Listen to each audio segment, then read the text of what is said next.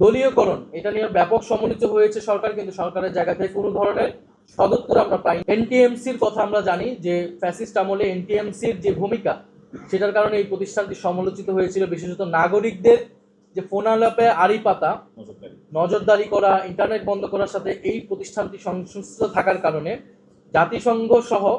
জাতিসংঘ মানবাধিকার দপ্তর সহ বিভিন্ন মানবাধিকার সংগঠন, মানবাধিকার কর্মীরা এনটিএমসি বিলুপ্তির সুপারিশ করেছিল। অন্তর্বর্তী সরকার এনটিএমসি বিলুপ্তি করে সেন্টার ফর ইনফরমেশন সাপোর্ট গঠনের উদ্যোগ নিয়েছিল। এই সরকার এনটিএমসির কার্যক্রম পুরোপুরি বহাল রেখেছে এবং আরো শক্তিশালী করার সিদ্ধান্ত নিয়েছে এবং মে মাসে 95 কোটি টাকা বরাদ্দ করা হয়েছে সরঞ্জাম ক্রয় সহ আরো বিভিন্ন এটাকে শক্তিশালী করার জন্য। অর্থাৎ তার মানে কিন্তু নজরদারি, নাগরিকদের উপর যে নজরদারি, আড়ি পাতা, ফোন আলাপে আড়ি পাতা, এই প্রত্যেকটা জিনিস কিন্তু বহাল থাকছে। অর্থাৎ গণতান্ত্রিক পরিবেশ এবং মত প্রকাশের স্বাধীনতা, ব্যক্তিগত স্বাধীনতা, সেটার যে সংকুচিত অবস্থা আমরা ফ্যাসিস্ট আমলে দেখেছি, সেটাও কিন্তু এই আমলে বহাল থাকতেছে। আমরা যদি সংবাদ মাধ্যমের বিষয়ে দেখি, গণমাধ্যমের বিষয়টি, প্রায় 237টি সাংবাদিক হেনস্থা এবং গণপিটুনির ঘটনা ঘটেছে চলতি বছরের প্রথম 6 মাসে, এটা আইন ও সালিশ কেন্দ্রের রেফারেন্স অনুযায়ী। এবং HRSS অনুযায়ী 133 জন গণপিটুনিতে নিহত হয়েছে। এই সংখ্যা আগের থেকে দ্বিগুণ হয়েছে। এখন টিভির প্রায় 4 জন সাংবাদিককে বাধ্যতামূলক ছুটিতে পাঠিয়ে চাকরিচ্যুত করা হয়। শাহবাগ থানার ভিতরে দায়িত্ব পালন করলে ঢাকা বিশ্ববিদ্যালয়ের সাংবাদিক সমিতি অন্তত 10 জন সংবাদকর্মী হামলার শিকার হন। পুলিশ কোনো মামলা গ্রহণ করেনি। হবিগঞ্জেও অনেক সাংবাদিক ভাই বোনেরা আহত হয়েছেন এবং তথ্য ভবনে বকেয়া বিল আনতে যাওয়া চলচ্চিত্রকর্মী এবং শিল্পীরা হামলার শিকার হন। হামলাকারীরা সরকারি অফিসে সিসিটিভি ফুটেজও সরিয়ে নেয়। এই হামলাগুলোর সাথেও বিএনপির বিভিন্ন পর্যায়ের নেতাকর্মীরা যুক্ত। আমরা প্রথম থেকে যেটা বলে আসছি, একদম প্রথম দিন থেকে এই সরকার যে প্রতারণাটা জনগণের সাথে করেছে, সেটা হচ্ছে গণভোটের জনরায় উপেক্ষা করে সংস্কার পরিষদ প্রত্যাখ্যান করেছে এবং গণভোট আদেশকে তারা প্রত্যাখ্যান করেছে।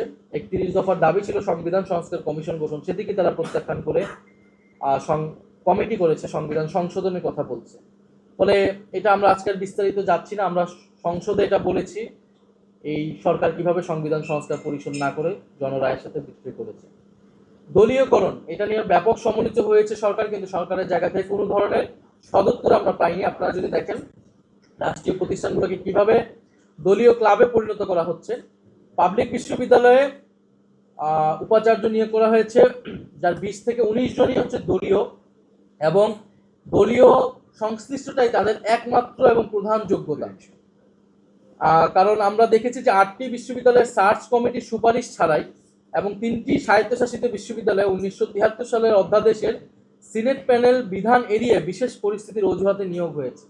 কিন্তু এখন কিন্তু কোনো বিশেষ পরিস্থিতি নয়, নির্বাচিত সরকার এসেছে, সিনেট প্যানেল বিধান অনুযায়ী স্বায়ত্তশাসিত বিশ্ববিদ্যালয়ে উপাচার্য নিয়োগ হওয়া উচিত ছিল এবং এই উপাচার্য নিয়োগ যে বিধান, সেটিও সংস্কার করার একটা দাবি কিন্তু দীর্ঘদিনের ছিল।